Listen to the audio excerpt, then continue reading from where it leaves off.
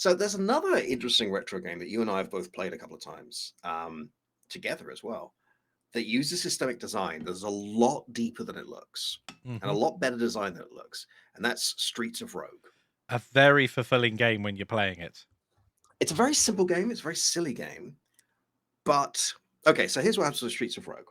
Streets of Rogue, do you want to find the link and paste it while I do the waffle? Yeah. Streets of Rogue starts with you selecting your character. You've got something that you've unlocked, or if you've been playing a while, you've unlocked them all. Maybe you've even downloaded some from mods or from a pack they made.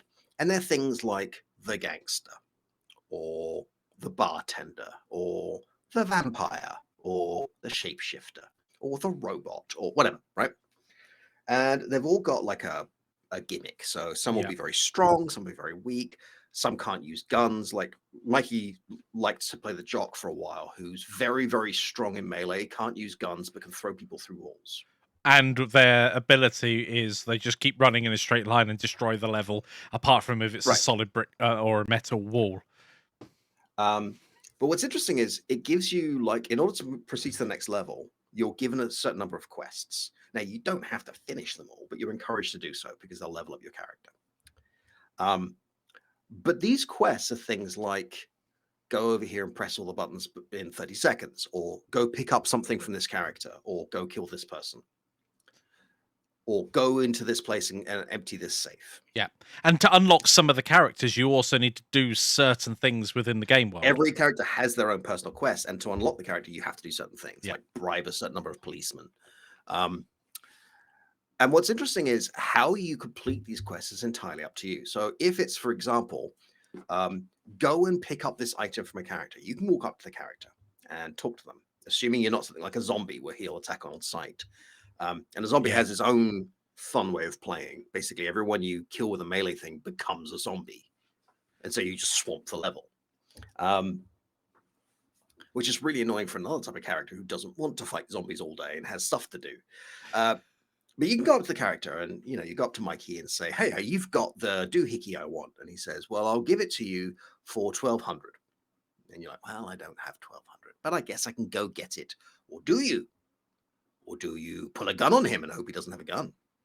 Or do you go and hire some people to come and follow you around and then attack him?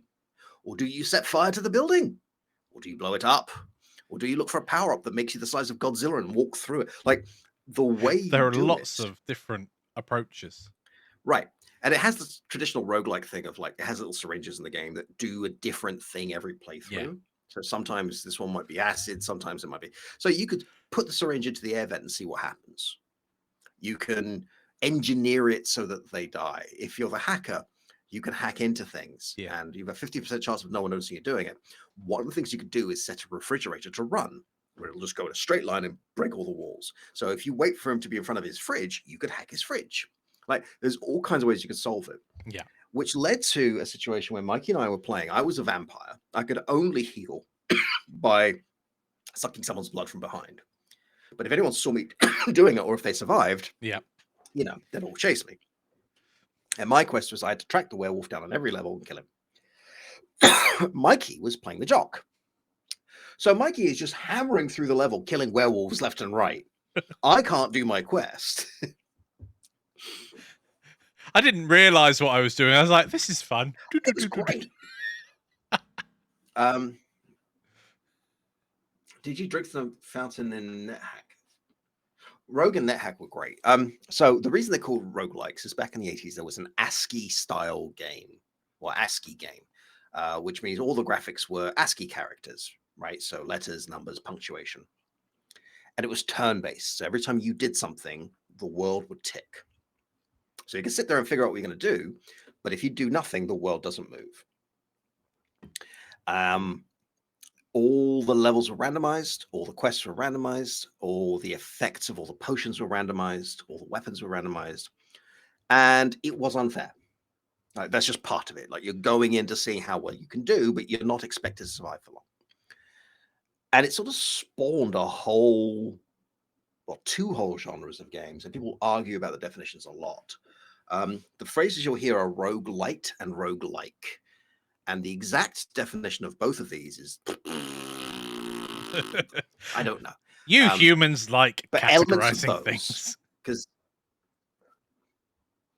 well, I mean, like, I quite like being able to understand what's happening by looking at the screen. Yeah. The original Dwarf Fortress was really hard to play because I can't read the screen, and I don't want to spend a year learning it. Like, Yeah. I just don't. It's I not understand how fulfilling it is. I just don't want to. Yeah, it's Yeah, it's a a very barrier much to like entry. Doom-like games as opposed to FPS. Right.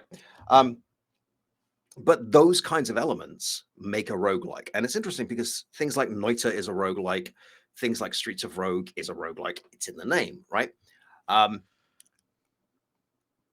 Almost nothing about those two games feels the same. No, they're really not. In fact, you could even argue that Starbound and Terraria are roguelikes because they have a lot of procedural generation, weapons do random things, all the rest of it.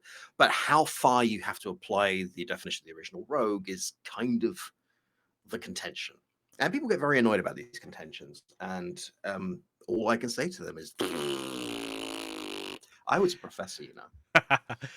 So, you actually reminded me with what you were saying there about when I was playing a game I can't remember the name of, which is always helpful when trying to RimWorld. Payday 2, No. Stealth Run. Oh, RimWorld. We can do that story another time. So RimWorld, when you were saying, you know, it's unfair, you're not supposed to win it every time. I did not have that mental model in my mind when I started playing RimWorld. And of Yep. course, I'm like, why has this just happened? And literally, I went from being incredibly strong. I was like, oh yeah, I'm really building up a base here and everything. Da da da da da. And something like a rat managed to take out my entire collection of people because no one was set to defend, so they just Yep. allowed the rat to eat. And I was like, It's interesting, isn't it? Games that are designed to generate stories, like RimWorld, like Crusader Kings 2 and 3, right? The whole point is Crusader Kings is a dynastic simulator. It's not a area conquering game. It's not, you know, Victoria or Europa 4. It's you start this dynasty. What's going to happen to it? There is no win condition. You can define your own win conditions. Like you want to come in as the Vikings, and your win condition is to demolish the Christian church. Like that's a personal goal you could set. The game doesn't give it to you. There's no win in that sense. You can certainly lose, but you can't win. It's interesting because I wonder whether so when I'm looking at games that I've really enjoyed and I see negative reviews about it either being boring or took too long, whether someone's approached the game like I have with RimWorld. I mean, if I was to review RimWorld, I wouldn't have said it was a fantastic game because of my experience so far, but I approached the game incorrectly as well. I mean, there's a few games like that, right? Like when I finally played I'm having such a bad time with words today. Blocky stick figure 3D graphics, time moves when you move. Super hot. I hated it. Like I legit hated it because I had built up the assumption that this is a very free form, find your own solution kind of a game, whereas that's actually not the case. There is a way to get through these levels. It's a puzzle game. Yes. But I hadn't built up the assumption, so I didn't enjoy the game. Another good example of this is The Cleaner, which I thought was going to be this sort of very tense, stealthy game. It's like, no, it's a board game, effectively. And if you go in with the wrong expectation, the game can just be ruined. Super hot. Yeah, I think Vertex Rage just said it. Yeah, it is amazing in VR. I think it was designed with VR in mind, and I've played a few games that are Probably you can use both. I mean, it's a stunning achievement. It's a stunning piece of design. I can absolutely see why people love it. I went in with the wrong expectation and had a bad feeling.